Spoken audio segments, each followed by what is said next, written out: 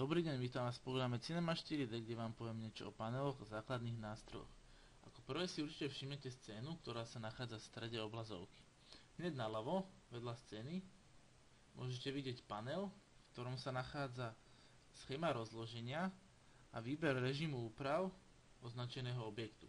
V ľavom hornom rohu sa nachádzajú základné nástroje na posúvanie, zmenenie veľkosti a rotácie objektu. Hneď vedľa môžeme vidieť panel s osami, ktoré môžeme ľubovoľne vypnúť a zapnúť.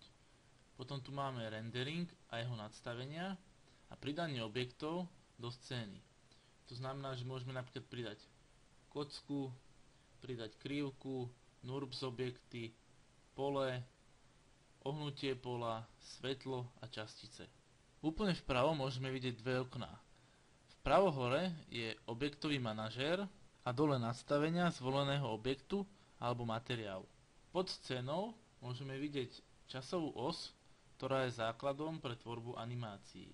Pod tým sa nachádzajú materiály, môžeme načítať nový materiál, načítať nový shader alebo vytvoriť nový materiál. A vedľa toho sa nachádzajú súradnice.